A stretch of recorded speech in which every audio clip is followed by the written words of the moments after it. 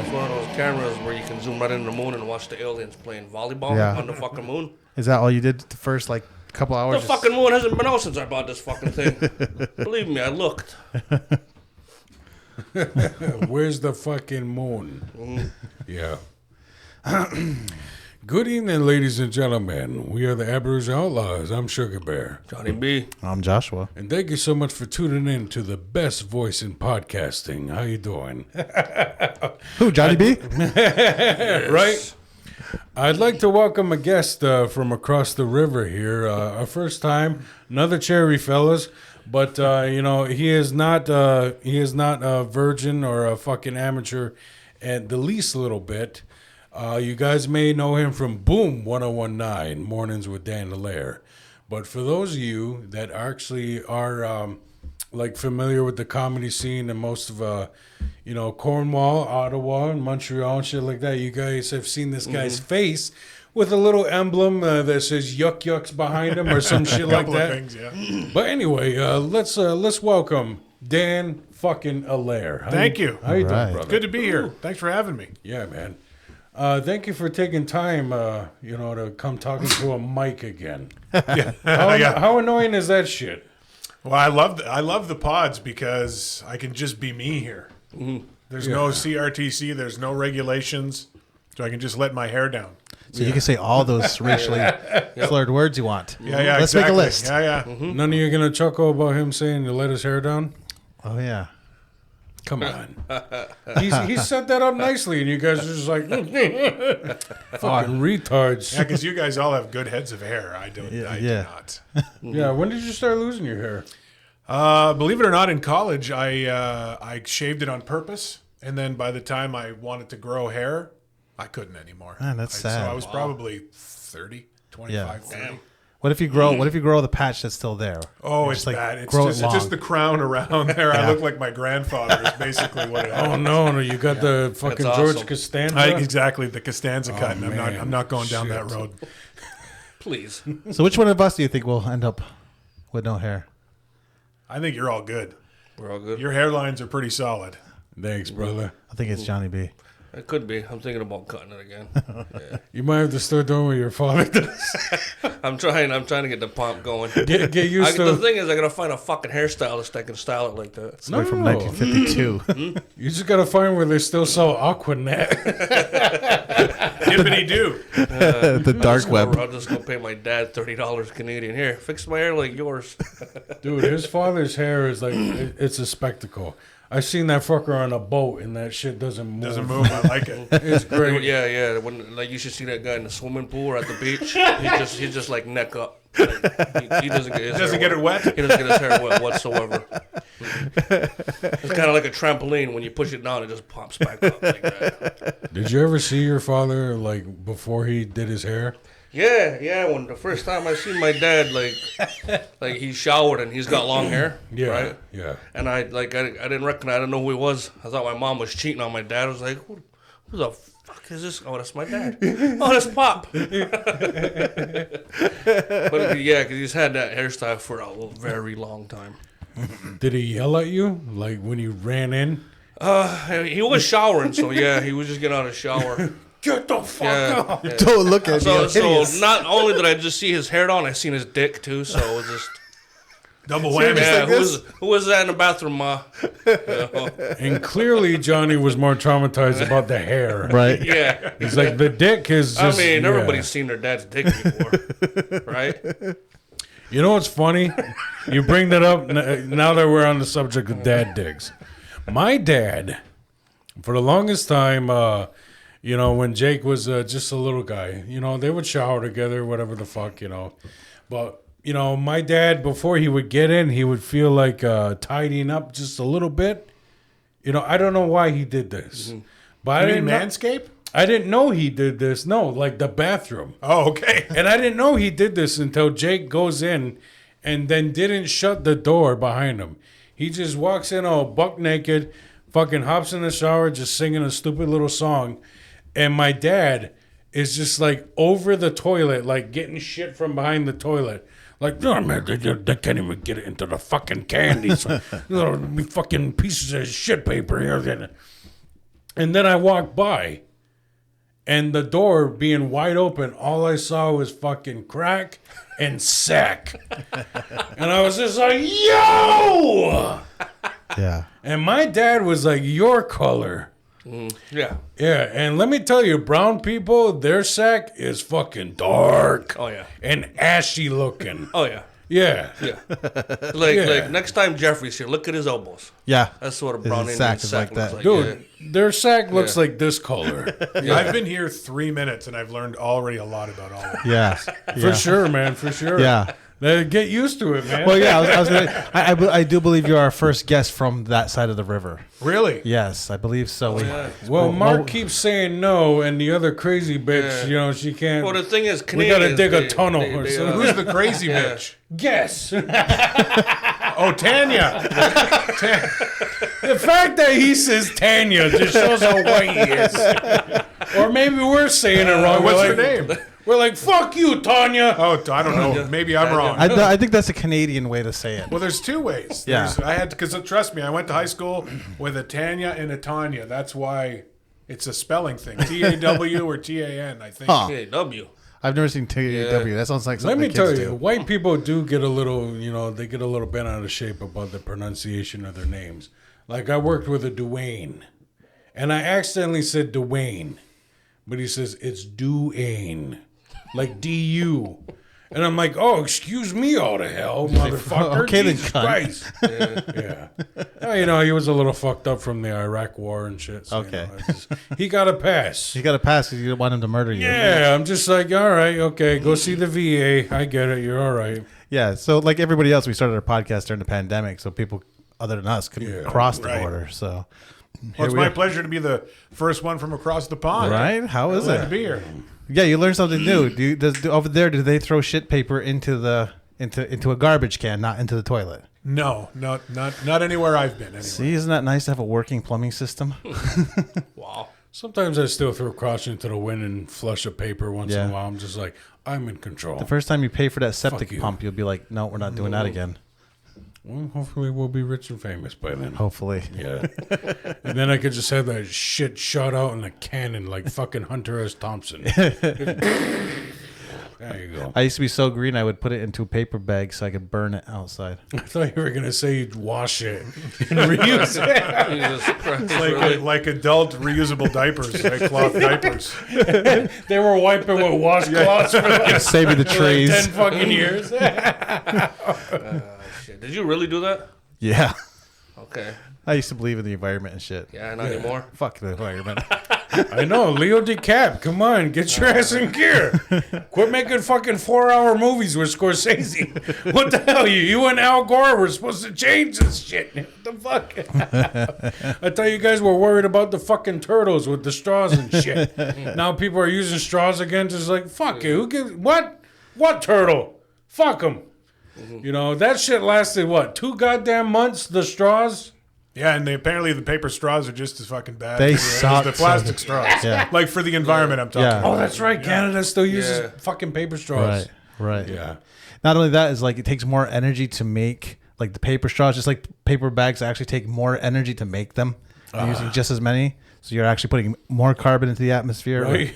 But maybe we should just stop using fucking straws. Straw is kind of a weird thing. I don't want my lips to touch this glass. I'm such a special that boy. would be the smart thing, Yeah. but people are still just like, yeah, plastic is bad. Let's go back to cutting trees. It does make me sad because we had, to me, oil is like this battery that was put here to put us into outer space, and we used it to make like cheap disposable garbage. In like 100 years, it's all gone Yeah, man, that's why Elon's trying to get the fuck out of here. because he's a fucking Martian.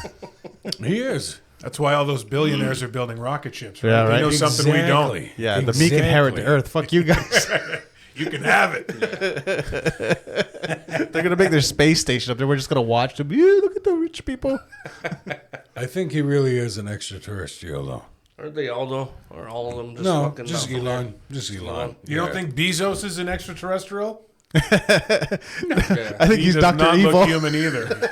Yeah, Dr. Evil is pretty close. He yeah. he watched House of Powers. And that's a good idea. Yeah, I'm going to shave my head. He should put his office in a volcano. Welcome to my Amazon lair. Yeah, but no, like, you ever seen Elon when he like chuckles? Or when he finds something amusing, he does like a weird like. It's like he saw a human do that. He's like, okay, yeah, that's what they do when they feel joy. He's like, He failed laughing class on the mothership, but they sent him anyway. Yeah. We're like, well, the only thing he fucks up is laughing. Send him down. I am to smile now. Yes, I am very happy. fuck yeah. So what's your go-to Canadian fast food joint? Mine? Yeah. It's unpopular. Arby's. Arby's. Yeah, I'm not a fast food guy, but when I'm on the road and there's an Arby's, every fucking time. Beef and cheddar and the curly fries, every time. I'm glad we don't have one in Cornwall. Right. And I'm glad the one at the Messina Mall shut down. Yeah. They had an Then I'm Arby's less there? temptation. I have to like be on the road. They're too far to justify now, so I eat less beef and cheddar. When did they have an Arby's there? Yeah. They had an Arby's. Oh my At god! It's Messina. been in moons. Yeah. Yeah, at the mall. Messina When Mall, hello. I used to play hockey at the rink there, and every time I'd come over, I'd come early and have a beef and cheddar and a curly fry before I played hockey. Damn. Damn. You gotta remember, he's just now getting money. He doesn't remember all the restaurants. Hey, I know restaurants. I'm not an alcoholic, but I am fat. That is true. You are not an alcoholic. I'll give you that. I'll give you that. I don't drink, yet fat I remain. You guys like Arby's? It's all right, but I'm a little hung up on the bullshit you just said. You're not a fast food guy. I'm not. You literally helped fucking design a burger. I did, At but Siguen Pitet or that's whatever true. the fuck That's it's true. called. Yeah, but that's I Have you don't. guys had the Boom Burger? No.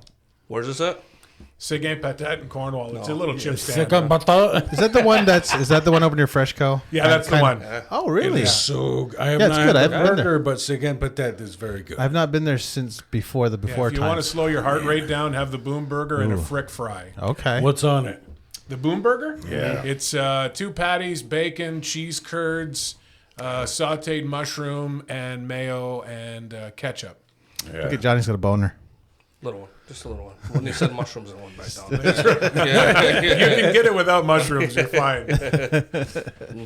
So you're like, it's kind of like infamous your love for bacon, right? It is infamous, yeah. And to be You're honest like a with bacon you, guy. I don't know where it comes from because if we were doing this at a breakfast place and they asked me bacon or sausage, I'm sausage every time. Links or patties? Links. Really? Yeah. He likes the little cocks. Huh? Nothing like little dicks in the morning for breakfast. I'm a patty guy myself. That's one of my guilty pleasures on the road. Like you got me telling all my road stories, but on the road when I get a hotel, I have this love for those shit scrambled eggs and those little tiny sausages. Like that's my The guilty eggs pleasure. from the box. I won't go find it on purpose, but there's just something about being in a hotel and those things. I don't know if it's because I know I'm kind of away from home and I'm on my own, but that's my guilty pleasure, and Right. I eat an embarrassing amount of them. Yeah, when you're on the road, you eat a lot more shit, right? Oh yeah, yeah. You train the week before you go on the road just so you can just eat whatever you want. The craziest thing I've seen anyone commit in this room about on the road, about eating like shit on the road, we were on our way to a gig. Johnny B stopped at Wendy's on the way out of town.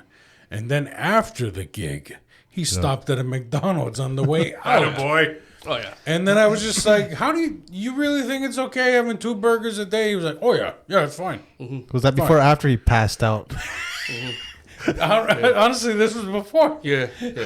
I'm sure they're I unrelated. mean, I think it's perfectly fine to have like 4 fucking burgers a day. yeah. I'm with John. Yeah. Oh, yeah. Yeah. But here's the thing. This is why I think sometimes your paleo or whatever the fuck you eat is horse shit. Because how come all these things separated is fine, but when they're together on one sandwich, it's bad for you? I don't get it. I don't know. I think it's a hormonal thing. Really? Too much, the too much bread and sugars. It's a hormonal thing. It makes you like. So you're saying he's got bad hormones? No, his hormones are reacting to it. If he went keto, he'd get skinny real fast. Yeah. I don't want to see Johnny Keto. That's fucking. I don't want to see Johnny Keto either. He'd be I like, think I want to see this guy with a fucking neck. you can still have bacon, No, no. but you can still have bacon. Yes, you can. Yeah. Meats. Yeah, Like all kinds of meat yeah. or just bacon? No, you can have all kinds of meat. You can use hamburger patties as the bun, Yeah. and apparently that's fine. Yeah. I don't get it. So a hamburger patty between 2 hamburger patties is all right? Yeah. I have done that. I mean, have done that when I tried to eat his bullshit way. When you're in ketosis. Yeah. When you're not, you're just fucking yourself over because it's a shit ton of calories all at once. You still got to be careful. Like, because you could eat like 10 fucking hamburger patties, Yeah. right? So you're still going to get fat. Oh, yeah. What the fuck are we talking about? I thought this was going to be like fun. Now we're doing diet Jesus chat. Christ. I don't know. Yeah. Holy fuck.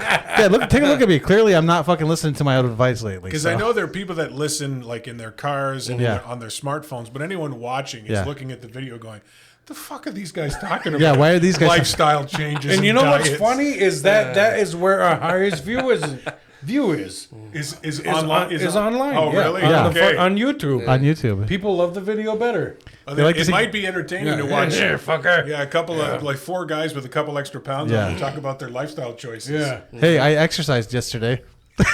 Nice. Yeah, man. They're watching this video. I was like, of course they love burgers. They've watched me gain 40 pounds since we started. Isn't that I think crazy? they watched all of us gain weight since we started this podcast. I think Will's is a little smaller than when we started. Think so? Dude, I got heavy. I got I hear you, dude. I got was- fucking heavy. This summer in June, I was on a 4 t-shirt rotation. That's about all I could fucking fit into properly. But you don't want to be. I'm not even kidding, man. If you go on my Facebook page or my Instagram and you look at all the shows I was doing, you'd be like, oh, look, Johnny Cash. What was the other shirt? I don't remember them all now, but I had 4. And they would just show up every fucking show.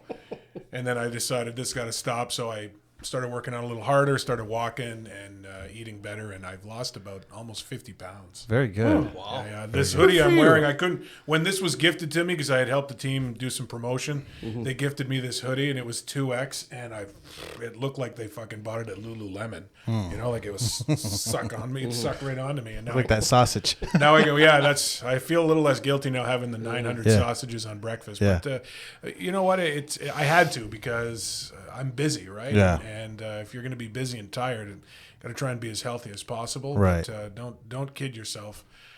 When the opportunity arises, I like to be bad. Yeah. How often are you hitting the road now? Absolutely.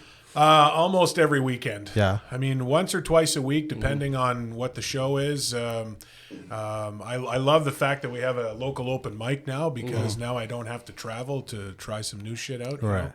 know? But every weekend, like from now till Christmas, I have something every weekend. Yeah, it's kind of hard not having anywhere local, like often local. I'm driving to Ottawa like twice a week. Yeah, the last few weeks have been actually close to home a little bit. Like I was in Chrysler, and then last week Vankleek Hill, Brockville, Ingleside this weekend. So they're not super far, but coming up in November, I'm in Oshawa, Niagara Falls. So I'm going a little bit further. Wow, good for you, man. What's the farthest you've gone? Kirkland, well, Halifax technically. I've done Yucks Halifax twice now, 2 summers in a row. Oh, that's cool. Yeah. And did you get paid for that? Yes. Nice. Now, not to, really, get into your business too much, but most of these gigs you're doing, you're making money off Yes. of it, right? Good for you, man. Good for you. Trust me, dude. Like I'm. When you say making money, let's do an air quote around it. You're breaking even. Comedy doesn't pay ultra good. I'm not making shit money, but I couldn't live. Like I couldn't live off of it. Right. I wouldn't be paying rent and car payments and groceries, and I still got 2 kids at home. That wouldn't cover it, but it's great fun money. I love doing it, and. If we were to take I didn't bring it with me, but if I took my book out and we went through and I used to count how many times I got on stage, I did that at the beginning.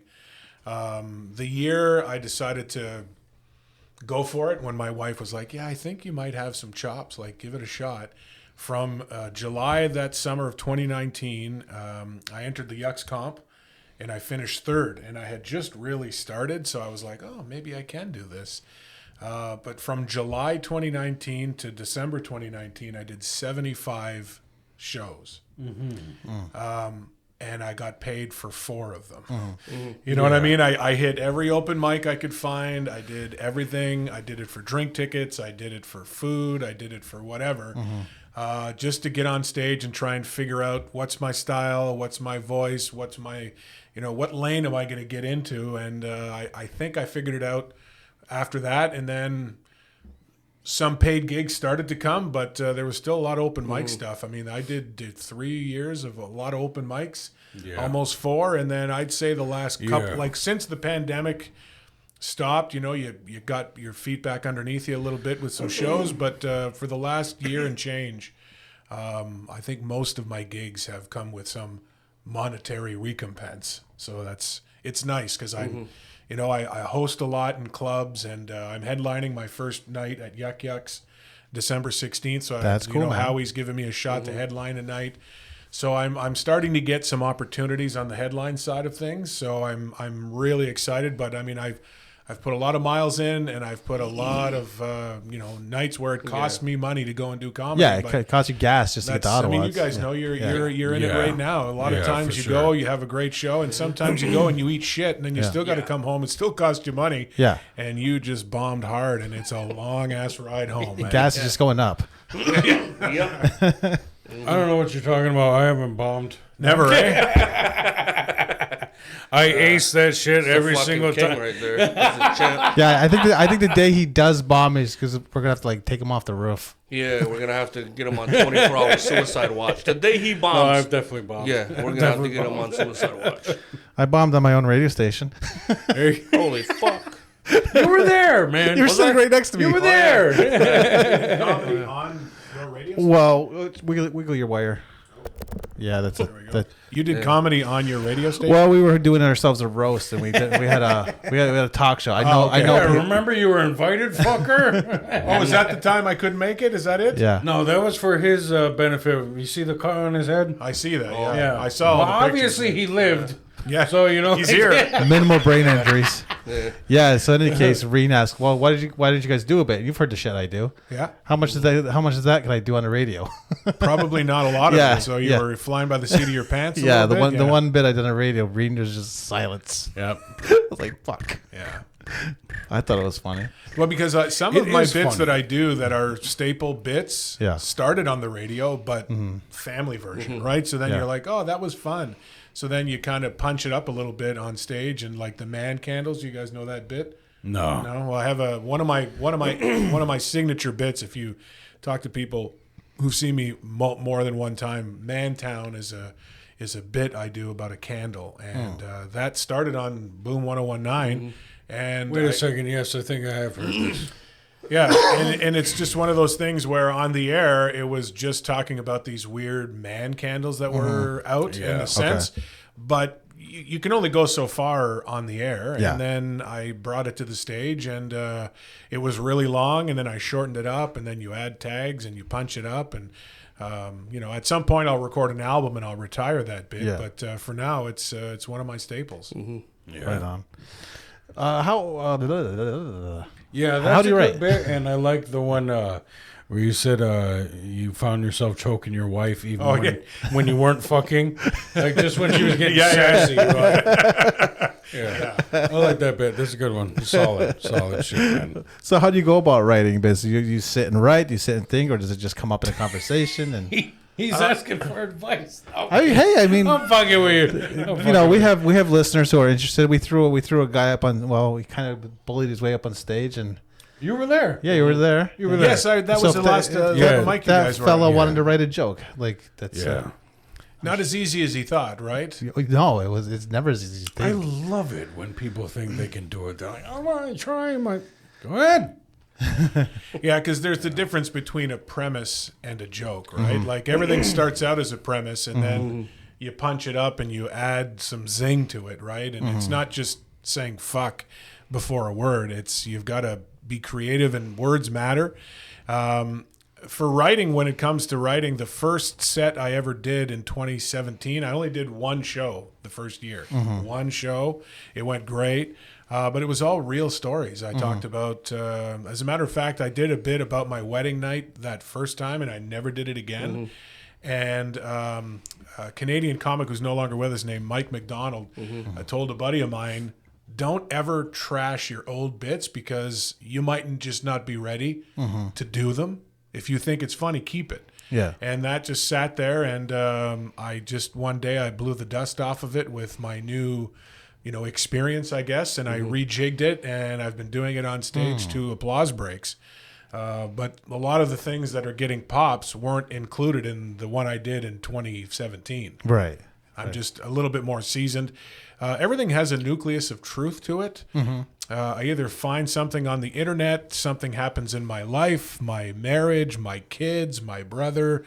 I'm a storyteller, right? I don't write one-liners or like short jokes. Yeah. They're all somewhere between 2 and 5 minutes long. So I like to tell stories, and those with the open mics is where I float them the first time, and then just keep at them and punch them up. Nice. You're supposed to say yeah. Yeah. Yeah. That's pretty cool. So, do you find it like? Do you ever find it challenging to? Are you done drinking this? That's not even mine. Okay. Are you spitting it? No, I'm just taking. Will you fucking finish your? Are you gonna pee in it? Talk to the guest. I think he's gonna pee in it. Yeah, please pee in it. So who are your comedy icons? Apparently this guy forgot how to fucking interview. They're polar opposites when you think about it. So early on, I was a big fan of Jim Gaffigan, Yeah. and he works clean. I can see that. Yeah, I can see that. I'm a big Gaffigan guy. Yeah. But I also love the edge and the aggression of Bill Burr. I'm a huge fan of Bill Burr's. Brian Regan, another clean comic, but another storyteller. So I think I was gravitating to them. And some of the newer guys that I really like, Joe List, Mark Norman, and Sam Morrill. Like that Those guys are trio. great. I love them all. If I had to pick my favorite of the three, it's a coin flip between Joe List and Mark Norman. If you ever Joe List, have you ever watched Joe List stuff? Yeah. He just on stage, it seems like he's just making it up and telling stories, but he's not. But that's what I aspire to sound like when I'm up there, is to just be telling a story. It just happens to be hilarious when I tell it, and I love his delivery. I love the way he just takes everyday things and makes them funny, and I try and do the same kind of thing. What's your trick for not forgetting? Like, I tend to forget parts.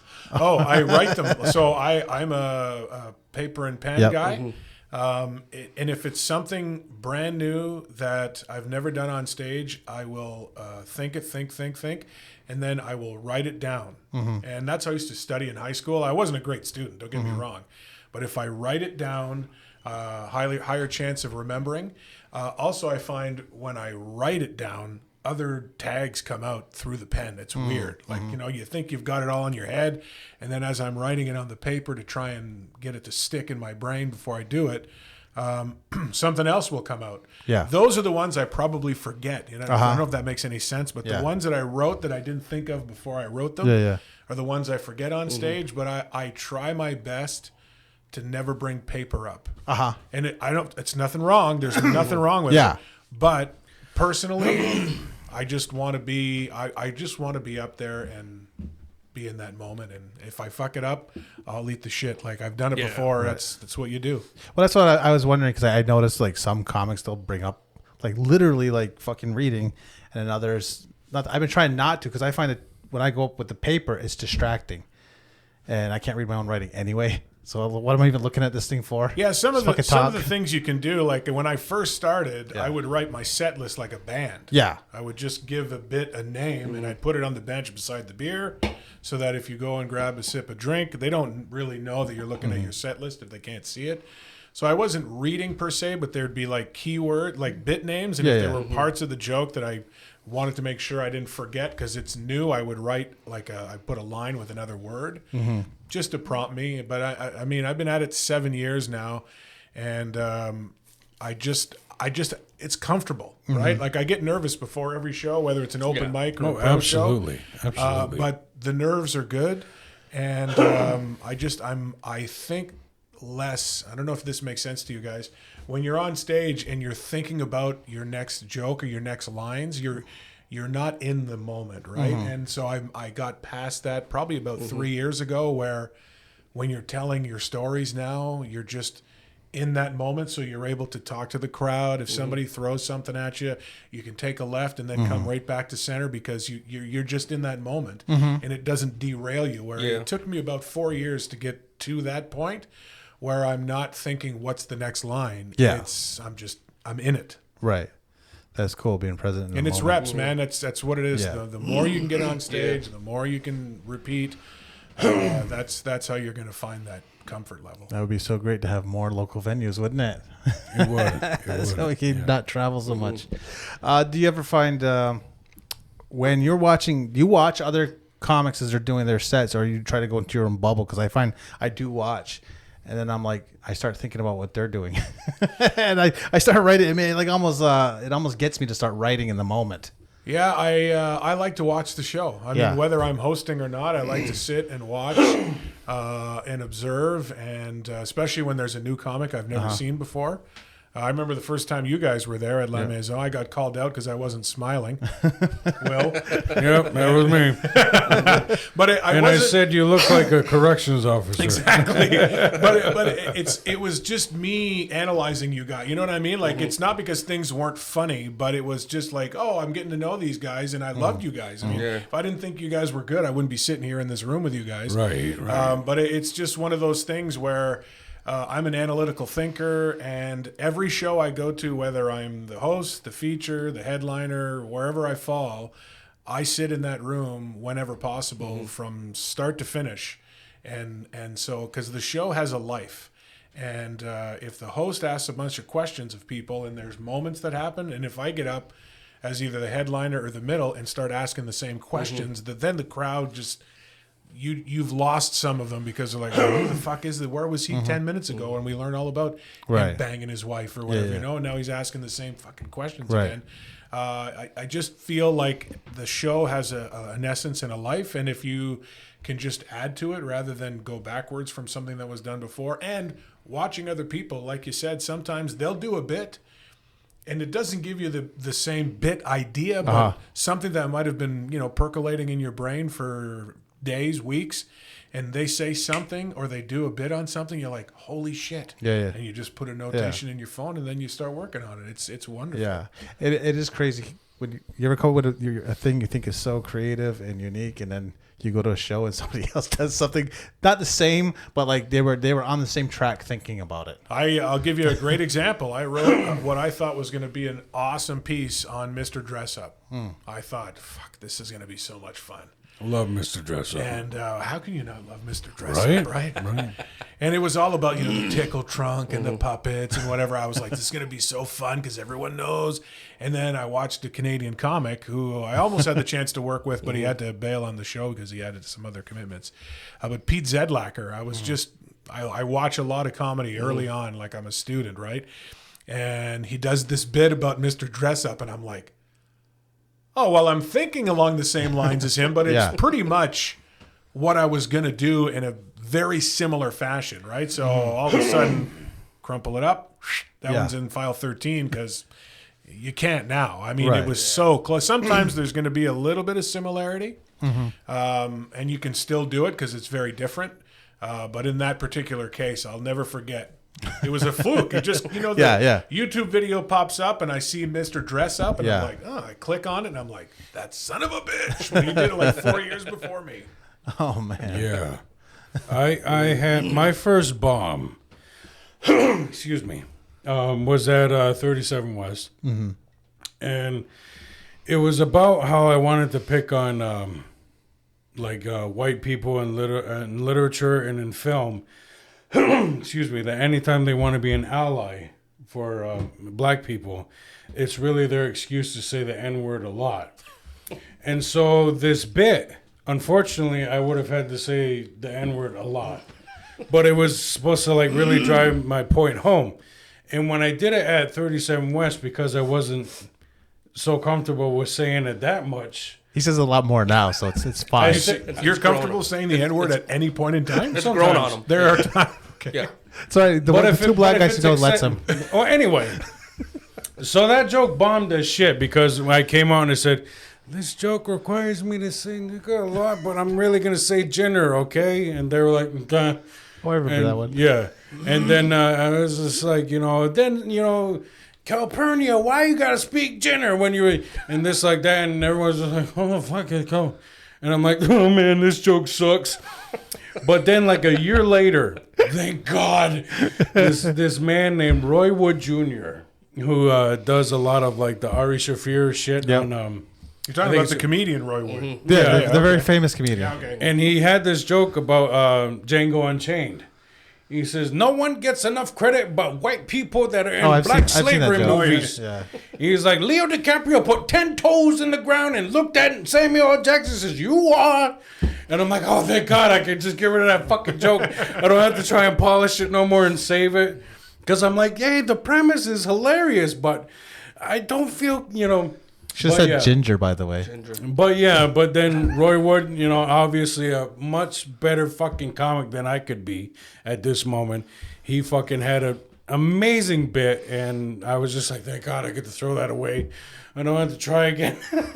But do you guys know Shane Gillis? You Yeah. know what I'm talking about? I think he's the best right now. Have you seen his latest special? Oh yeah, he's amazing. Yes. Like when he does the Australian, like you have to have a pedigree. You know what I'm talking about, right? Yeah, Like you yeah. have to have a reputation. And like when they don't know anything about you, you've got to get them to like you, right? You've got to start a little softer and kind of get your. But when you're Shane Gillis or you've got that reputation. When he does that, Australian can say anything with an accent and it's funny, and he does 9/11 material in an Australian accent and gets an applause break afterwards. I'm like, if I did that at Yuck Yucks on the weekend, Howard wouldn't hire me again. You know what I mean? Because it's also not my character, but I'm just saying, like, once you guys figure out exactly who you are on stage, that same bit, if it ever came back around or something similar, when you're more comfortable with what you want to do and what you want to say and who you want to be up there, it'll just happen and it'll feel right and people will feel it. But if you're uncomfortable on stage, they can feel it. Yeah, for sure. Absolutely. The audience, you need to have as much fun as they're having. Yeah. It's a big synergistic room, and if you're up there and you're tight and you're delivering, I don't know if they're going to like this lines, they're going to feel that. And if you just kind of come up and you're having a good time, like I find you guys very likable. Like you're charismatic. You sit on the bench or on the stool and you're like, as soon as you sit down, you're like, oh, okay. So we all kind of take a seat back and we just listen to Johnny B tell us a story. And, and when you get on stage, you have such charisma, but sometimes your material goes like way dark. And I'm talking about the bit about your wife in the bed sheets. Like you don't see it coming at the beginning. It's like, oh, this guy's fun and lovable, and then all of a sudden, oh boy, he's dirty. I like it though because Very again, dirty. you get them to relax a little bit. And then you bring the heat. You don't just walk up there and go, oh, you should see what my wife and I did. You know what I mean? You ease them into it. Yeah. And you're just a natural storyteller. I mean, you get up there and you're just fun to listen to. So it's you guys have all the makings of comedians. Just get the reps in, right? It's get out there and get Absolutely. Yeah. We're going to be so good. We're going to be like Shane Gillis good. He's like my favorite right now. Oh, he is great. He's so fucking funny. His bit about, imagine being the first guy to suggest the Special Olympics. His Down syndrome the guy from the town over says his is faster. We should race them. Like, it's just so funny. But again, I love that he thought of it and he had the balls to go on stage and talk about it like that. But that's a bit I don't think I can pull off. I like the bit that's very similar to that. It's the one that opens the show about how awkward it was to decide age of consent. Oh, yeah. And it was like, from Rhode Island, I don't know, 12? And they were all like, ew, what the fuck? I meant 16. He's like, why did I have to go first? Yeah, that's the best. I love it, man. So what's your earliest memory of like, you know, where comedy actually like spoke to you? Because I was just talking about this with Johnny B on the way here. When I was a kid, I had a few comedy videos on tape back on VHS. And one of them was Robin Williams, Louis Anderson, and the best of Eddie Murphy, SNL. And I remember that Louis Anderson one, it was called Mom, Louie's Looking at Me Again. And I remember that special just fucking really resonated with me. Like I would watch it like once a month when I was just a little guy. So what's your earliest memory of being like, you know, I think, you know, this is something that I could see myself doing? You know? It goes back to high school. I was a theater kid, improv specifically, not classical theater, but improv stuff. And we did Thursday Afternoon Live is what we called it. It was our high school version of SNL. So Dan did not get laid. Oh, you were there, eh? Sorry, thank you. I appreciate your sympathies. No, didn't happen often in high school for sure. You had hair back then, right? I did have hair back then, yeah. That didn't fucking help, though. That's the thing. I think I do better bald than I would have done with hair. You really pull off the bald, honestly. Well, I thank you. I have no other fucking choice. I'm glad I can pull it off. We can get some spray paint. Like for our entertainment, can you just grow it out though for like a month? You know how much money somebody would have to raise for the right cause for me to let this fucking thing grow? 10,000 an It's inch. like a revert. You know how some people shave their head for charity? Yeah. It'd be like this year-long fundraiser where I just don't cut my hair, and every month there needs to be a new benchmark hit before. Like, and if they keep doing it, I keep growing it. It's actually not a bad idea. That's but a then I great look idea. like such a goof when I'm touring. Wait till you have the ponytail. It'd be great. So great. That'd be so Dude, great. if we Yeah, saw for you you at guys. shows, we're gonna be so fucking mean. Yeah. They're gonna be like, "Hey, yes, Smithers." Yeah, I will look like a fat Mr. Burns for sure if I grow my hair.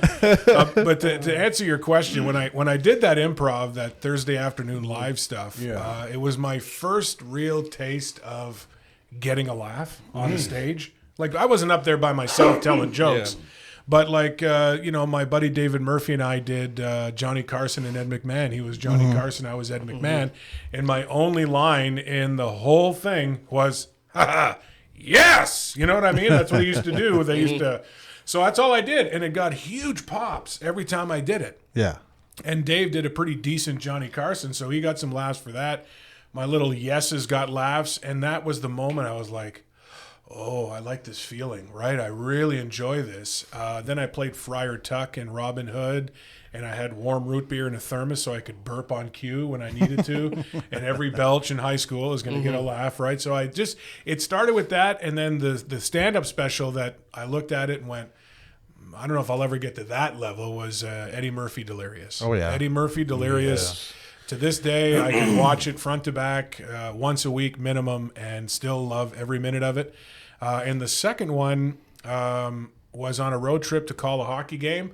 And believe it or not, and it's not because he's an influence, I just thought it was hilarious because I had never heard him before, was Larry the Cable Guy. Oh, yeah. The first time I heard him was on a burnt CD in a minivan driving to a hockey game, and we almost ditched that fucking thing 3 times laughing so hard because he was just Yeah. Yeah, the first time he was funny. the first time you hear I just it's not my style now, but then just hearing the laughter he was getting for the nonsense he was saying. And so that kind of got, and it was a bucket list. I had a bucket list, and it was 1 or 2 times. I was going to do an open mic. And I did it, and it went well, and I really got the bug, and thank God my wife said, yeah, give it a go, because I think you got something there. So Yeah. if it wasn't for her, I mean, I don't want to turn this into a thank my wife pod, but like seriously, the road traveling I do, even this to come here tonight, it's Yeah. another night I'm gone. Right. And she gets it, and she's like, yeah, go. Like, have fun. She understands, and she comes to as much as she can, but she's ultra supportive. And my kids are in their 20s, right? So they can give a shit whether I'm home or not.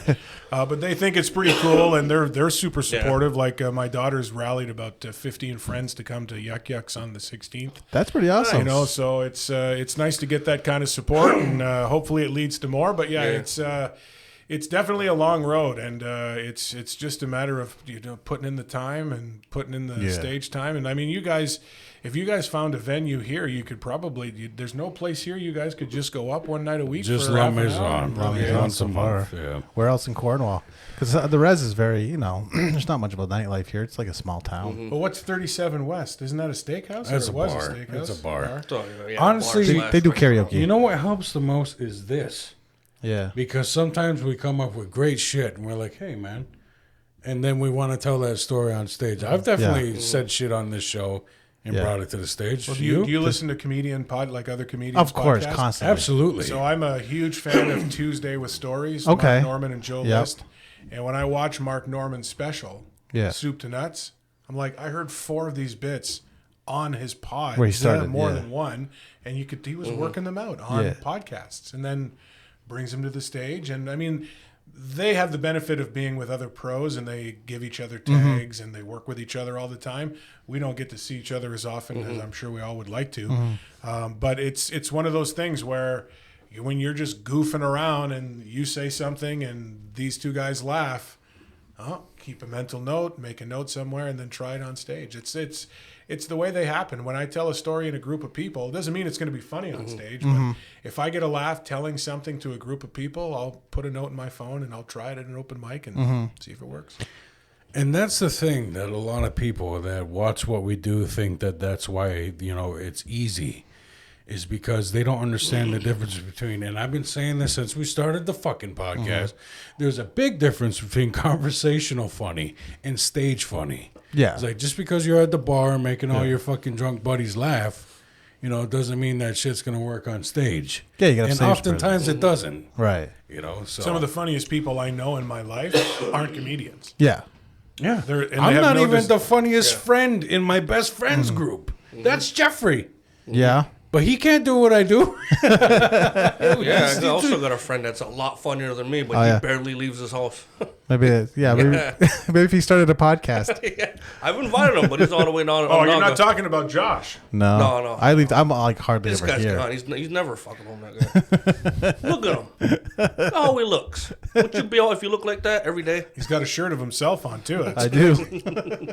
That's why I'm surprised you let the tight shirt stop you. Just do what Josh does. Wear the fucker anyway. Yeah, wear it anyway. Nobody needs to see that. I just don't. I'm just cheap, and I don't want to buy new clothes. If I They'll stretch, eh? yeah. Well, if I buy new clothes, I'm admitted defeat. Right. He's saving his money for Chinese. I mean, For a buffet. what I do like about Ottawa is the all-night shawarma and noodles places. Really? Cornwall, everything fucking closes at 8. It's so annoying. Yeah. Or 6. Or 6. What is with that? Do they like being poor? Do people just People don't want to work anymore. It's crazy out there. Yeah. I have so many friends that try to hire, and they get an interview, and the interview goes well, and they hire them, but then they don't show up.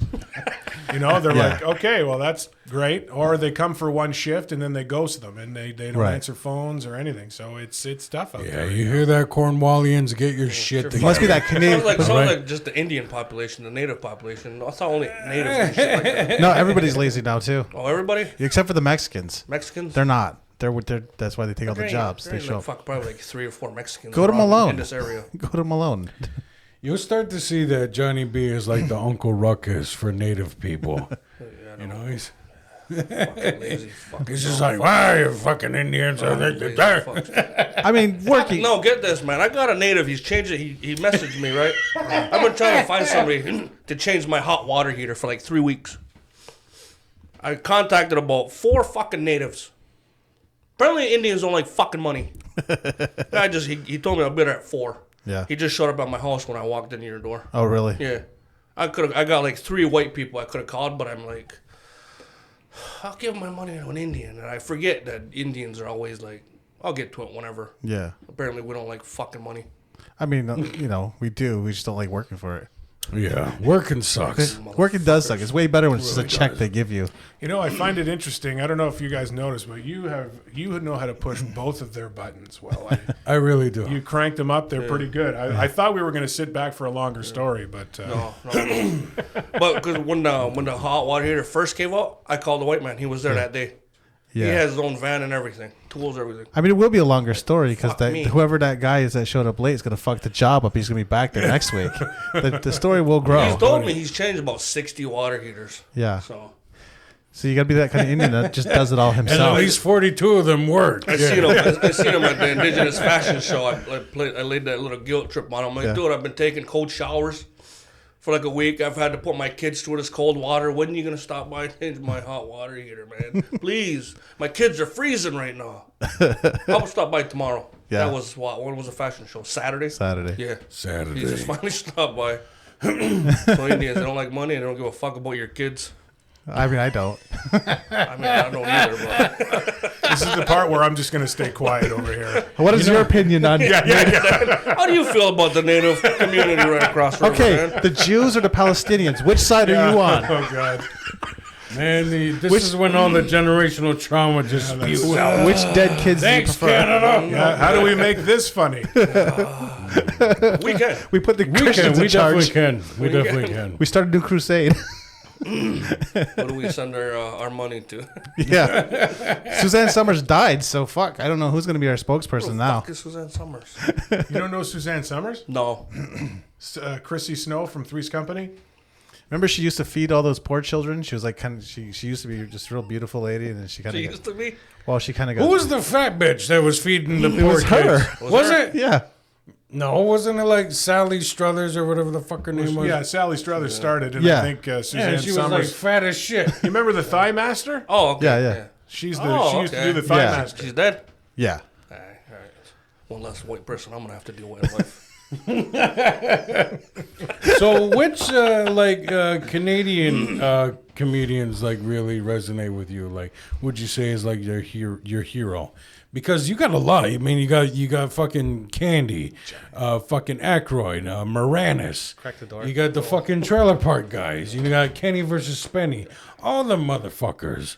Like, who would you say is just like, hey man, fucking that's Canadian God right there when it comes to fucking comedy. Norm Macdonald. Norm We Macdonald were for just sure. talking about Norm Macdonald on the way here. He's another one of those guys like Joe List that when you watch him do comedy, looks like he's completely unprepared and he's just winging it a lot of times.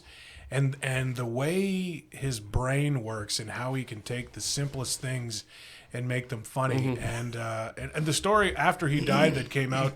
And if you haven't watched it on YouTube, go to Conan, and it's the moth story. You know what I'm talking about? Yeah.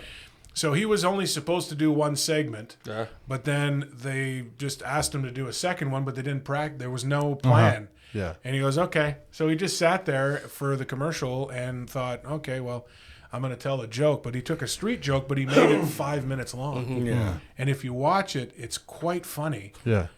But most of the shit in the middle, he was just riffing Yeah. to extend the joke, and like that's just the brilliant, sharp mind of Norm Macdonald. Yeah. So he's number one for sure, without a doubt.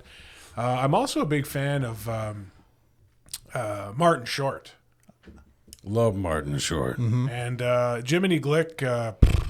I don't know if anyone can hate that guy, but and if you want to talk about Canadian comedians that maybe aren't household names, but every time I've worked with him and seen him, he slays me.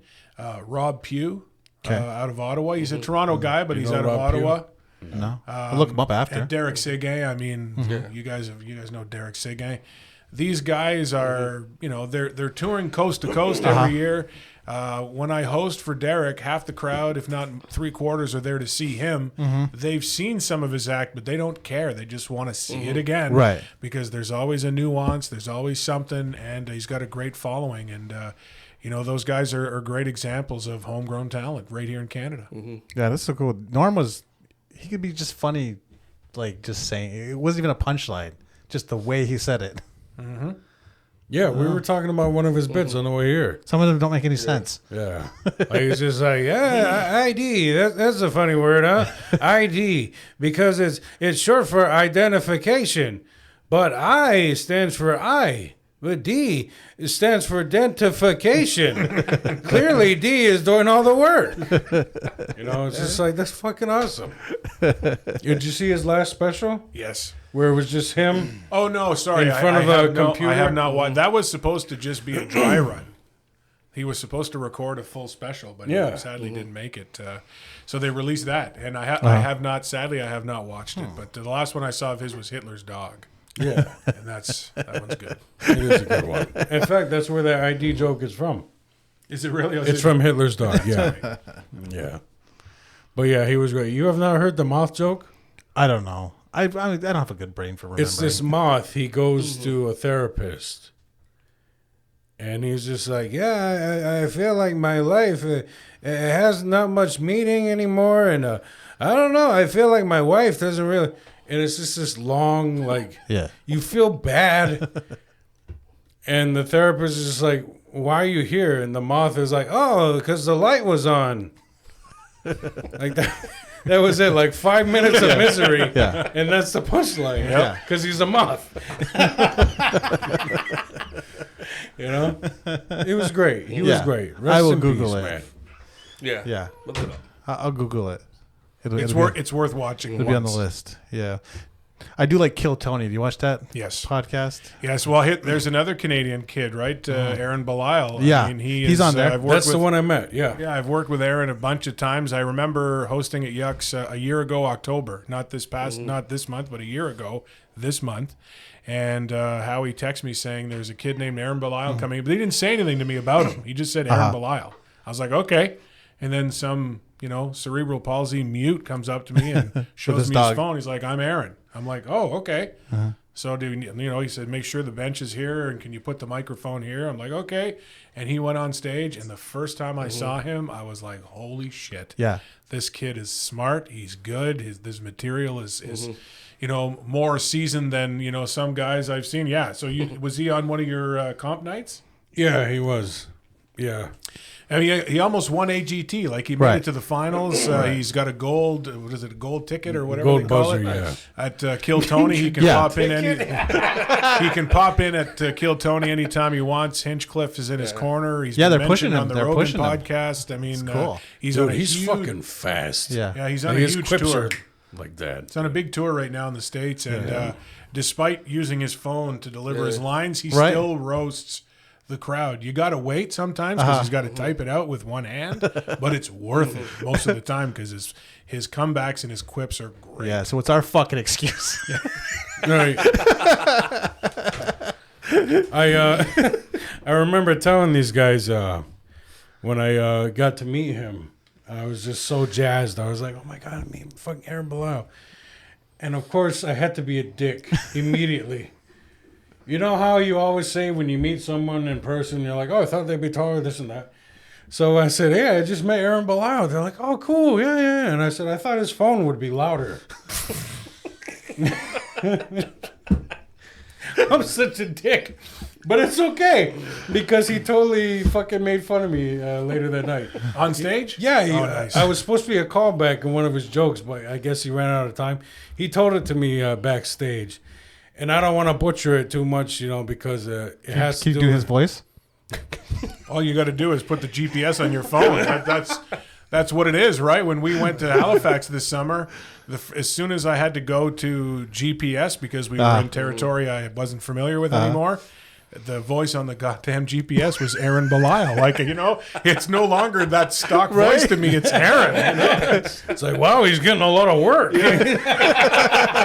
No wonder he can afford all those flights to Texas and tour. He's making bank on GPS. He's such a good sport, though. He is. He really is. And that's the thing, right? Like, people don't realize how intelligent he is as a person. Like, cerebral palsy is physical. It's not mental. There's nothing wrong with your brain. And I think he's inspired beyond comedians who, like you said, sometimes we try to do some crowd work and it doesn't go the way we want. And this guy who can't speak's typing out some friggin' zingers, and you're like, oh, I wish I could have thought of that. This guy, no, just thought of it. He had to type it out. But he's inspiring some other people with disabilities that you're only limited by your own ambition. And this guy is taking it to the wall, and it's been a treat to watch him grow. And I hope I get the chance to work with him again at some point. But he's hitting bigger stages than I'm hitting right now. So my run with Aaron may be over, but if he ever slums it back in Ottawa again, maybe I'll be lucky to be on that show. Yeah, it would be cool. Someday I have an Ottawa question for you. Because the last few times that I've been to Ottawa, gigging up there, I find that the crowd has been just a tad standoffish. Do you feel like comedy and comedians are having a hard go of it out in Ottawa for some reason? Because even like seasoned guys, like I forget his fucking name, he's got the eye and he's got the big fucking bushy hair. Oh, you're talking about Wafik? Yeah. Even he was up there. He was like, "Wow, come on, guys, we're at a comedy club. Fucking laugh!" And then finally they lighten up a little bit to be like, it's just like, Jesus Christ, what the fuck's going on? I don't think it's Ottawa. I think it's nights of the week. Like when I work a weekend, like if it's a Thursday, Friday, Saturday, the show I'm always bracing for being the toughest crowd is Friday. People want to go out Friday, but they're tired. They just put a whole week of work in. They're tired. And Josh's dog is almost he's sexually assaulting. He's cuddling with Johnny B here. But it's one of those where it depends on the night of the week, and it depends. Like people come out during the week, and are you talking about a Wednesday and a Thursday? Yeah, it was. Yeah, so these are people who worked all day. They went home. They didn't relax at all, and they don't realize it, but they're tired. Right, and I see it all the time because I've been on a Thursday where it's been bonkers. Like everything, I could have made armpit sounds like armpit farts, and they would have laughed. And I was like, "What a night!" And then you go back the next month on the same night, like a Thursday night, and you're like, "Man, that was so much fun." The room's just as full, but that crowd, for whatever reason, seems a little withdrawn from. They're not doing any. You're trying to do crowd work, but they don't really want to give you anything. They're like, "Haha, next." Yeah. Haha, next. They're not. There's no rolling laughter. They're afraid to give you a little applause if they really like something. I think I don't think it's Ottawa. I think it's just crowds, and depending on the day of the week and who's there. And I mean, call me crazy, but I think the weather has a lot to do with it too, because that's why comedy slows down in the summer. Who wants to go hang out in the basement and listen to guys tell big jokes when it's beautiful outside? I was there the night of a tornado advisory, and that was like one of the best shows I did. Yeah, people were glad to be alive at that show. That's why. Yeah, Ottawa. Be taking air out of my balloon. Because they're all in a basement already. We're going to be okay. We'll be all right. We've seen Twister. We just don't want to be the dad. But no, I've been in Ottawa, Yuck Yucks, a couple of nights where it seemed like everybody that got off stage, they would come back in the green room and everybody was just like, wow, fucking tough crowd tonight. Jesus Christ. I don't give a ton of advice, but when I am in a green room and I hear that, block it out. Like when you hear comic after comic, I'm not saying they're wrong that sometimes it is the crowd, but don't let that get in your head too much. Be like, okay, well, I'm going to crack them open. Like, I'm going to be the guy. I'm going to be the one that'll crack them open. If you crack open, baby. If you crack go up open. on stage with that mindset, and like I said, I've seen you all on stage, and if you come up with that charisma and you're just like, hey, I'm here to have a good time. I don't know what you guys have been doing all night, but let's have some fun. You can crack them open, and there's no better feeling, I'll tell you. When it happens where it's a stiff night and everyone's kind of like, geez, man, and you go up there, you don't have to kill.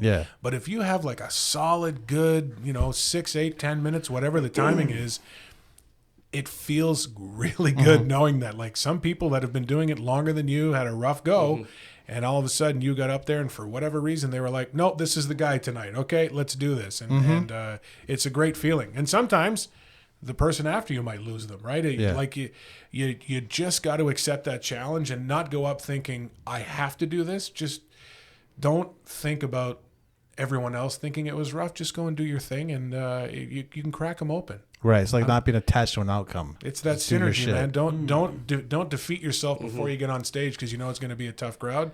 You're the guy that's going to crack them. Yeah. So go and do your thing.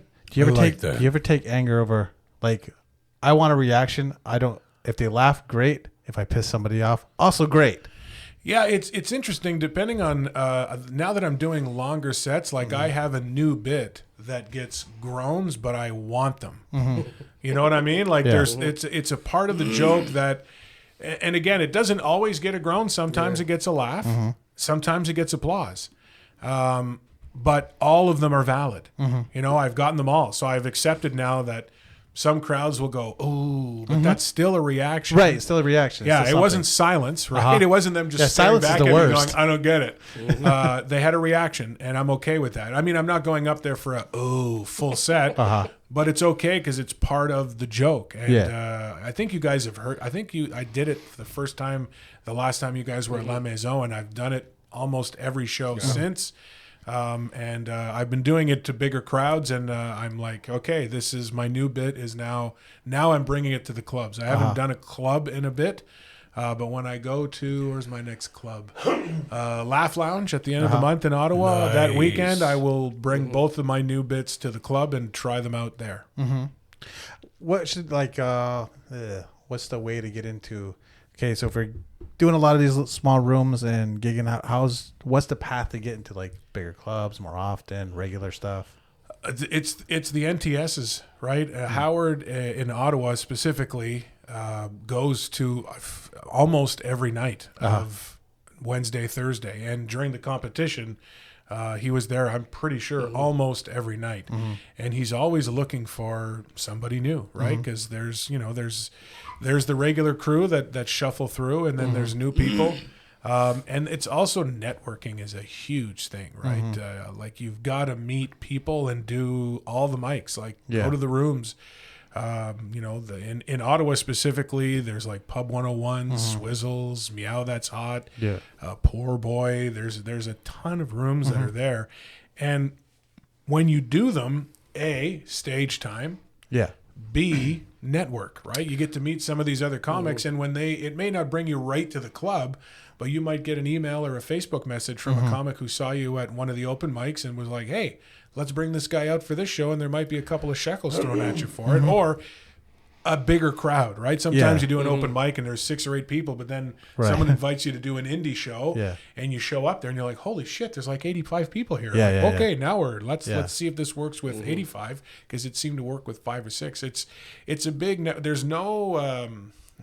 It's not like a job where you start out as the stock boy, and then then all of a sudden you're like the meat department manager, and then they promote you to the grocery manager, and then you're running. There's no path like that. There's no path. It's all about meeting people, being good people, getting along with people, being funny, and just networking, and eventually the people that are funny will break through and get some opportunities.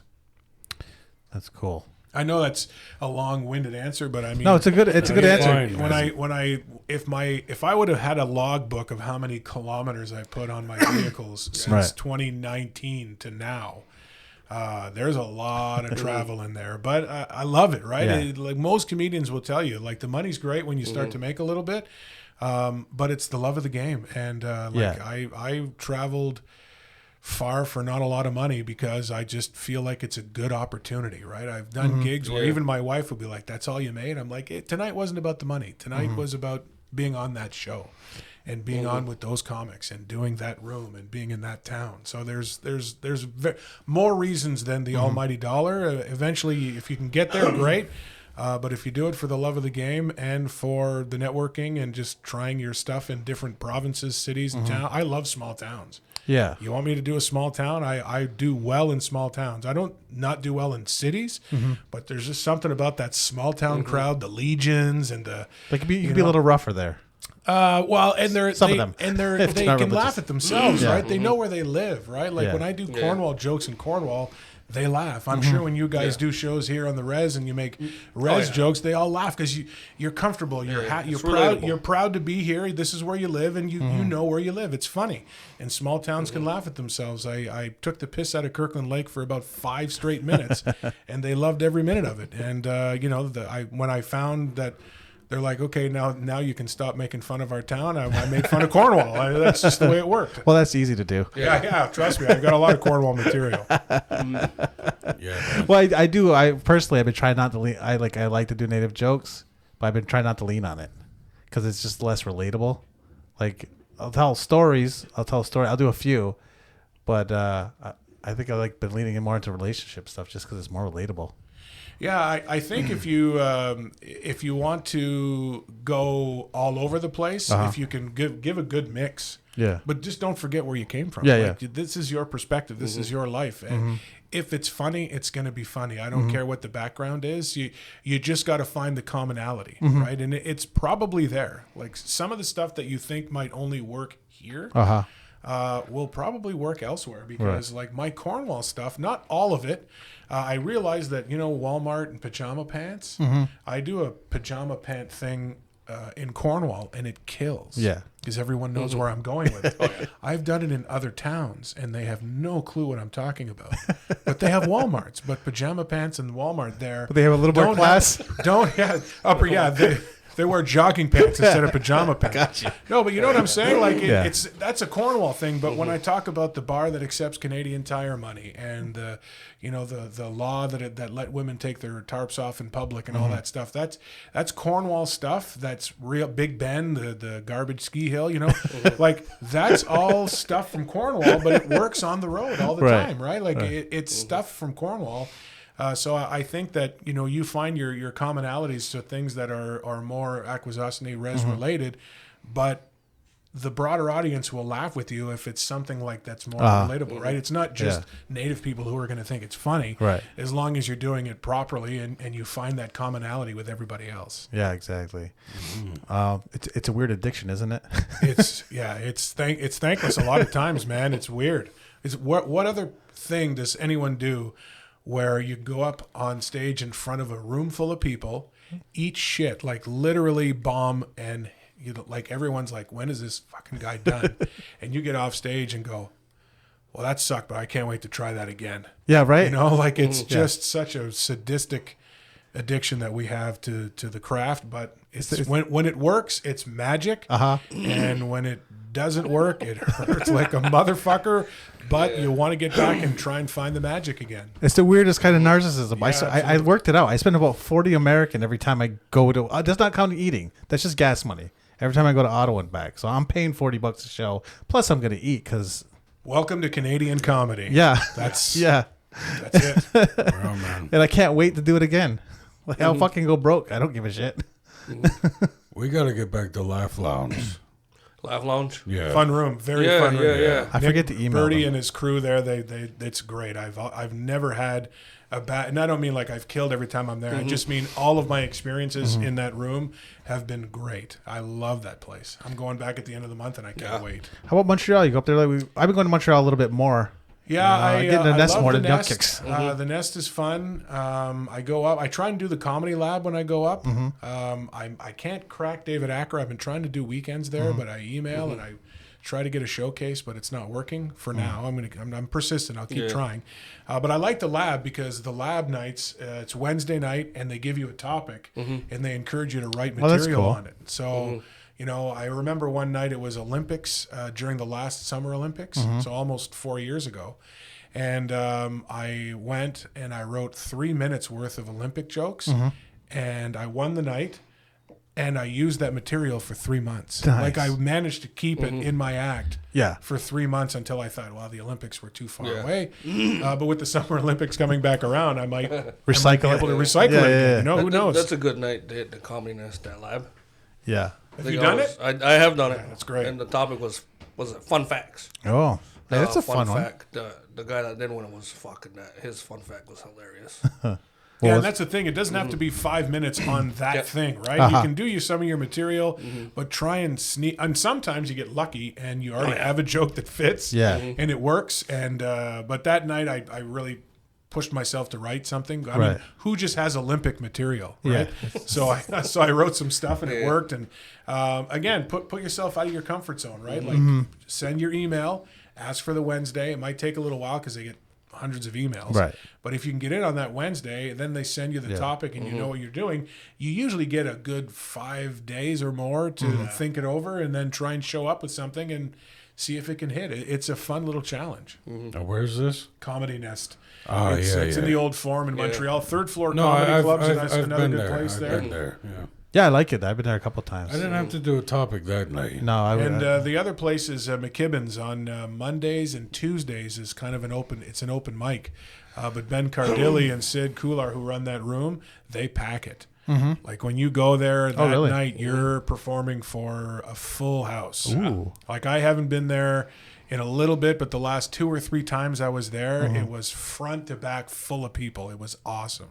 So that's something. It makes it worth it, right? Even if it's going to cost you money to go absolutely. and do it, Yeah. you're not going to drive an hour and For 4 change, people. and then there'd be 4 people there. If you get into that room in McKibben's, you'll be performing for a minimum 30 people, but up to 80 or 100. It's crazy Wow. good. Yeah, crazy good. I'll give you all of this info after off the air if you guys want to. It's a cool thing for people listening because a lot of people want to try too, Yeah, absolutely. and I want them to. I like people to be funny. We have some funny friends, so we got like our band of miscreants forming around us. Well, at La Maison, Mark always asks who's new, like who wants Yeah. to give it a shot, right? Yeah. So he gives the local comics their time to try some new stuff, and he loves to put fresh faces up on that stage. It's great. Yeah, I like his show. I'd like to do more over there. It'd be nice if we had a second venue in Cornwall. I mean, it's great La Maison does it. It'd be cool if we had a second one. Yeah. Who knows? Maybe down the road there'll be one, but Yeah. for now we go with Ron's house, as I like to call it, La Maison, and at least it's not a $40 That's true. gas ride for you all That's the way true. to Ottawa. Yeah. Well, you guys aren't that close. So shut the fuck up. Now that I'm here at Aboriginal Outlaw yeah. World Headquarters, I realize it's still a little bit of a rip for you guys to get to It's La a Maison. it's a little rip for me to get anywhere. Yeah. I picked a good. We live a lot closer to that bridge. Oh yeah. Yeah. I mean, Okay. Yeah. Absolutely. Yeah. This guy, he's still fucking fighting the good fight. I live in the hinterlands. being like, this is native land, and all the white people are like, okay, Yeah. you know. So You If just- anyone, even if I had like what do you call those air tags on it, no one Right. could find me where I am right Oh now. no, we 'cause could bury a body here. I'm off the Google map right yeah, now for yeah. sure. Oh yeah, you are. Dundee Yeah. fucking border is right there. Is it That's really? how far away you are Yeah. from Okay. Cornwall. Yeah. Dundee is there. It's like Okay. 1,000 feet that way. If you have a good arm, I you can could throw probably a baseball there. Yeah, you can fucking Oh, yeah. whip a When rock. we leave his driveway, you're gonna see the fucking customs right across that river. Yeah. That's how close we are. Yeah. Yeah. So say you want to do a show out of town, and you want this to be Dan Allaire's show. Like this is you are headlining, and you want to fucking bring just a motley crew of heavy hitters. Who are you bringing with you? That's a loaded question. Like if they were like, How do I answer that without pissing a bunch of people off? that's fine, man. Do it. This is the podcast. The piss fact people that you off on. think that everybody listens, that Warms your heart. I Yes, it did learn does. that the customs do listen. Do they? Yeah. Yeah. Yep. Yee! So they asked me if I was getting paid for this. Yeah. And I Oh, was yeah. like, I'm pretty sure I'm not getting paid. No, not at all. We'll give you. I got to name 2 guys for sure because I tour with them. Absolutely. Clint Gibbons and Lewis Hill. We call ourselves Triple Jack Comedy. I'm sure you've seen some of our posters. We did a Northern Ontario tour. We were the crew in Chrysler a few weeks ago. We just did Brockville on Saturday night, and complimentary comics, right? Like we all have different styles, we Yeah. have different strengths, and we just work well as a team. And there's no ego. We all rotate. Someone hosts, someone middle, someone headlines, and then what's the next show? And sometimes someone will headline twice in a row, just because that's the way it works out. There's never any giant debate, so that's important too. So I'm going to leave it at that because I don't want to start That's a fun way to do it. leaving people out. But like the That's two usually how guys, we do it when we go up. We book a show, all 3 of us. that's the way to do it. And that's it's a cutthroat place, man. It's not the, if you can keep your friends in comedy, keep them. And I'm not saying everyone's bad, but sometimes there are people out there who will cut your throat to get to the next level before you. And when you can find guys that are ready to lock arms and take that journey with you, like I did with Clint Lewis, 100%. And like, shout out to my former questionable comedians. We started out 4 Cornwall guys: Simon McClendon, Mike Baird, Jamie Carr, and myself. That's where this all started. Mike owns Esca in Cornwall, and we just chatted one day, and I showed him the set I was never going to do. And he goes, "Oh, look, I have one too." And I was like, "Oh, if we only knew a guy who owned a restaurant where we could do a..." So we did it, and like that's where it all started. Yeah. So I started with my 3 guys from Cornwall, and we still get along. We still do shows together. Like we still do. We don't do it like we used to, but that's where it all started. They're my OGs, and I will never forget them. And they're solid comedians, right? I would never balk to put them on a show somewhere I'm doing a show. So let's put them all in the same boat with Clint Lewis, right? Those are my guys. I'm not saying other people aren't funny and they don't belong on the show, but if I'm going with the guys I want to travel with, spend a night in a hotel if I have to share one with, and share a stage, all of that, those guys are no-brainers for me. That's really cool. Absolutely. How'd you get into radio? That's, believe it or not, that's what I wanted to do in high school. It's Okay. crazy. I don't remember how it kind of like started or where I heard about it being a career. But believe it or not, I actually went to college for it. So you went to Belleville. broadcast I school went and everything. to Loyalist College. I did 2 years of radio broadcasting and then 1 year of broadcast journalism. And I graduated in 94 and 95, and I've pretty much done it ever since, other than like about a 5 or 6 year hiatus where I thought I wanted to do this, that, and the other thing. But I realized that I'm an entertainer. Like that's what I like to do. Entertainment in one way, shape, or form. And now I'm living my best life on both sides. I get to do radio every morning in Cornwall, Monday to Friday, and do comedy some weeknights and most weekends, and I'm loving it. People think I have a nut schedule, but you know, I heard you talk about Rogan on one of your podcasts and about hard men make soft times, create soft. Like I'm not going to go through it, but there's a guy I watch on TikTok, and he looks like a trucker, but he curses like a sailor. But he talked about successful people. Like, don't tell me you're tired. Successful people are all fucking tired. Right. And just get used to being tired, because that's part of being successful. Successful people don't rest until they get to where they want to go. Enjoy the journey and just get comfortable being tired. And I'm not saying I'm tired all the time, but on the days where I am a little tired, that means I'm hustling. Right. So you're going to do the morning show. You're going to really early. 4 a.m. You taking a nap? Have you had a nap today? Yes, I did. I had a nice little 45-minute nap today. Good one. Yeah, the morning show's rough. You just fucking start early. So you wake up at 4 to go to work? Correct. How the fuck can you do that? I get angry when my kids wake me up at like 8. I got the stick out and I'm hitting fucking the first kid that comes through the door. Smack, get the fuck out of here. It's 8 in the morning, you little fucker. That's what the birds say to me when I get up. I get fucking angry. Like, I used to have a job where I had to wake up at 5 and be at work for 6. I'm like, dude, why am I doing this? This sucks. I'm just angry. I don't like waking up that early. Now I got a job where I don't go to fucking bed till 8. And I feel I'm a pretty happy guy after that. Where I work nights, I'm a pretty happy guy.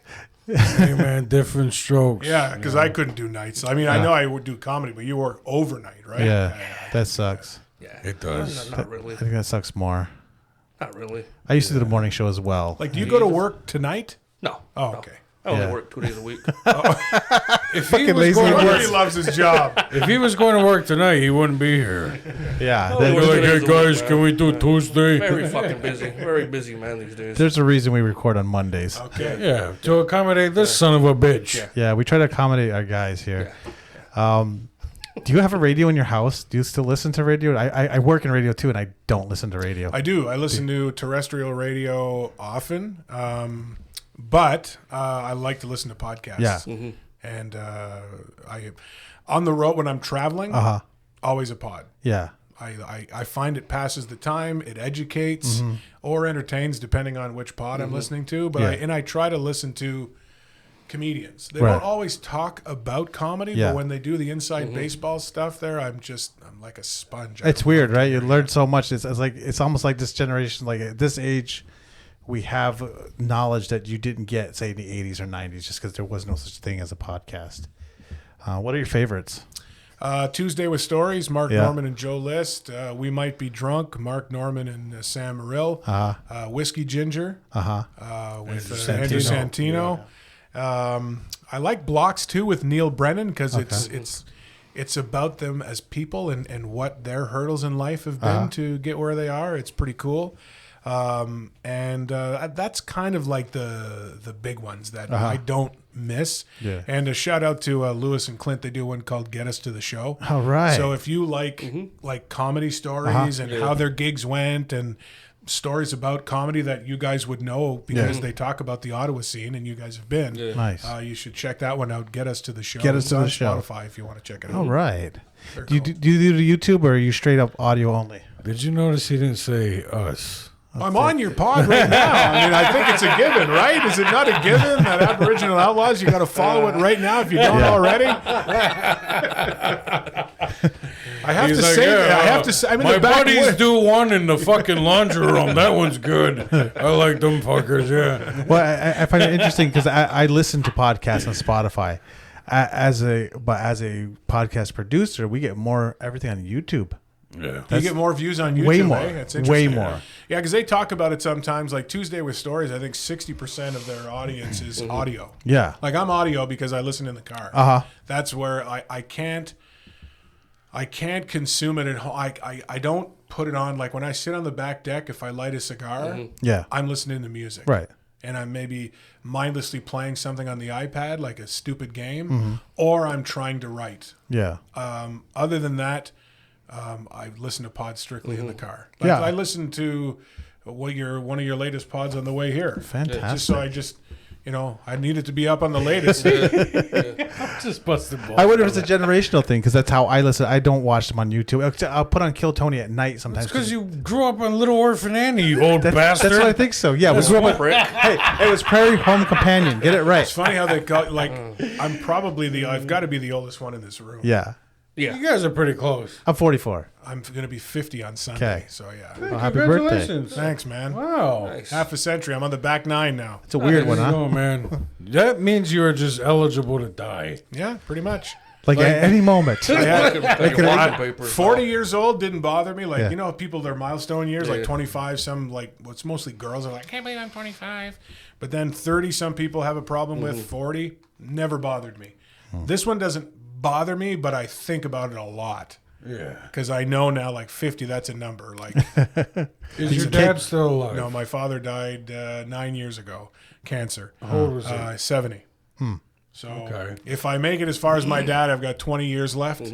Wow. And if I make it as far as my mom, who's still with us, I've got 29 years left. My mom's Speaking 79. of the topic we brought up earlier, speaking of dads, have you ever seen your dad's dick? Of course. There you go. Of course. I didn't see his, what did you call it? Cracking balls. Cracking sack? Sorry, cracking sack? No. Yeah, I did not, thankfully, did not see his cracking He wasn't sack. bending over in front of you, huh? Well, he didn't know the door was open. My brother left it open. And I walked by and happened to go... So he was bending over in front of your brother. Fucking A, man. Look like fucking Quato. Yeah. From Total Recall. I saw your brother the other day. Open your mind. Good reference. Thank you. Thank you. That's a good movie. So I got to ask, because a lot of Cornwallians do dig them, but what is with the Converse All-Stars, man? These? Yeah. You guys just love your Chuck Taylors. I did not start wearing Chuck Taylors until I was 45. probably, that's exactly it. Fuck. In his lumbar support. Crescent right here. Yeah, so what happened was we went to the States, and I think it was my daughter who wanted to stop at the Converse outlet, and I saw these orange high tops that I thought looked cool. They had like a retro stripe on them, so I bought them. And when I started doing comedy, I would wear them on stage. And so they became my comedy shoes. And so anyone will tell you, I only wear them for comedy. Oh, really? I don't wear them every day. And I have them on tonight because this is, you guys are comedians and we're talking comedy. That's right. So I put my performance shoes on tonight. I retired my old shoes, but the laces on these are from the old shoes. Oh. I'm a little superstitious A little that bit, way. yeah. So Did you play hockey? I did. There you go. That's it. Yeah. So the shoes are a thing, why it's a Chuck Taylor, I don't know. It just happened. I haven't been. It's not a lifelong thing for me. And if you've run into me on the street somewhere, I will not be wearing Chuck Taylors. Interesting. I wear Chucks every day. He loves them. Yeah. But I have a different origin story. You love Rocky. No. No, I'm used to going barefoot, and I don't like a high heel. Oh, well, these are flat. They're flat. I like flat shoes. And Yeah, he's a fucking hippie. and Converse, when you get them on sale, you get them for like $35. Yeah, well, that's when I buy them. So it's one part. Yeah, that's when I buy That's them. when I So buy he's them. a poor hippie. Yeah, even if I have money, I still think poor. Like, I got what I think is a pretty fun When he color. has money, he gets Chinese. No, yeah, when I have money, I will spend $30 on shoes, but $150 on a meal. Yeah, easily. I think there's a word for that. My man. I love it. How much did you drop? How much coin did you drop on that fucking steak dinner right next to Laugh Lounge? It was Father's Day. I had my father with me, so about $150-$170. There you go. Well, that's Canadian. Yeah, so 100 American. Yeah, how's it feel that we just laugh at your currency? Like the fact that you're like, I put a lot of kilometers on my car. Like, that's probably not a lot of miles. No, it's motherfucker. It's 2.5 per mile. It really is just some ignorant American shit, isn't it? You know, Well, the currency thing's nice because you get charged at the restaurant. And it's like you jiggly fuck. it's like $100, and then you get your bill, and it's like, oh, you get your credit card statement. It's like $70. Yeah. So it feels a little nicer not to spend that much. You money. think we would be on the metric system because, centimeters seems longer. Yeah, the numbers are higher when you Be do like, it that way. I'm 17, baby. In America, I'm 5.5, but 17, baby. Or 170? Yeah, let's go millimeters. Be the king. I'm a 170 king. There you go, brother. There you go. Well, this has been a pretty solid show, man. Thanks, you man. ready to wrap it up? Thank you for having me. I really appreciate you Absolutely. guys having me. Thank on. you for coming, making the trip. Yeah. Thank you for being one of the only Canadians we know that can cross the border. Right? Fucking criminals. It was funny when you guys asked me that because I was sitting with my wife, I think, when Will was messaging me about this. And that's his first question was like, he didn't even ask me to do the pod. He just goes, are you able to cross the border? Yeah. And I was like, yeah, why? He's like, you want to do the pod? I'm like, of course. And I said to my wife, I'm like, what do they think we do here? Like, do I have who do you know that can't cross the border? It seems like everybody we Yeah, know a can't lot cross of the them. border. They don't bother renewing their fucking passport. Well, that's a big one. That's a pandemic thing. A lot of people in the pandemic, just when the traveling that didn't look makes like it was sense. coming back, they just let them lapse. But I like to come over here all the time. Yeah. I mean, my wife likes to gamble a little bit sometimes. She's a machine player. I don't gamble. And I'm pissed that now you can't smoke a cigar in the casino anymore. That's a weird rule. Yeah, Why are I we know. following that rule? That's one of the things I liked the most about it back in the Yeah. day. She'd go and play her machines. I'd go sit in the Cascade Lounge and drink their homemade craft beer they have They don't there. do that And anymore either. The Maple Brewery Yeah, shut down they too? shut down. My pal was the guy who ran it. He now runs a library. Justin. Yeah. Whoa, he went from brewery to library?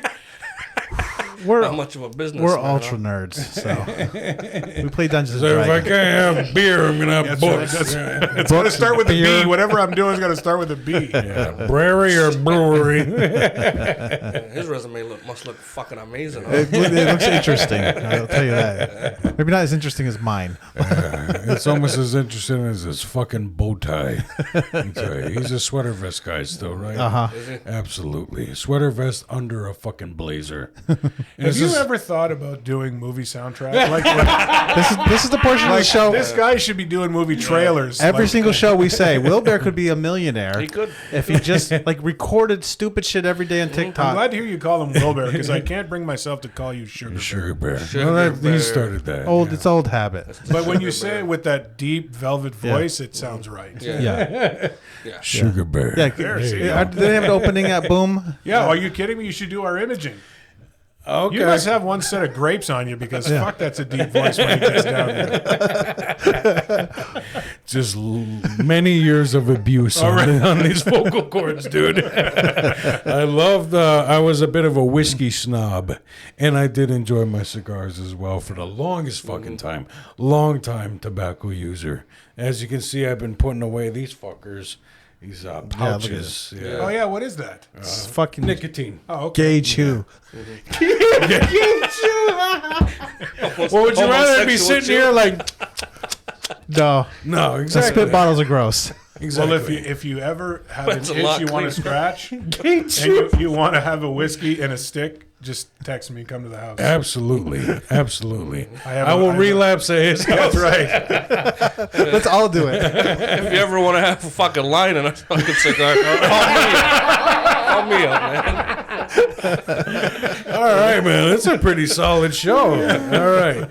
Thank you so much for tuning in. I'm Sugar Bear. Johnny B. Joshua. Hit that subscribe button on YouTube. Follow Aboriginal Outlaws. Check us out on Spotify. Keep an ear open for Women's Dance whenever the fuck they feel like, getting together. And the boys on the political front over there, Sage Against the Machine. And be sure to tune in to our guests' morning show. Monday to Friday, boom, 1019. Dan Allaire in the fucking morning, brother. Yep. And, he does radio too. I don't do the morning show anymore, so. Mr. Josh. I He do- just caused the wrong numbers on bingo. 069 is my Oops, sorry. favorite. That's right. All right, man. And yeah, TikTok and Instagram and all that Is shit. shows coming up, Dan? Yeah. Yeah. yes. This This will one's- come out next week. You This got will to come out next. So October 27th, 28th, Laugh Lounge, Ottawa. Right. And then beyond that, I'm Yucks, Oshawa, Yucks, Niagara Falls, and beyond. Awesome. Thanks for coming, man. Yeah. Wait. Do you have any socials? Dan Allaire Comedy on everything. TikTok, Instagram, and Facebook. It does make it easier to make it the same on everything, doesn't it? All right. Fucking right, man. All right. Thanks.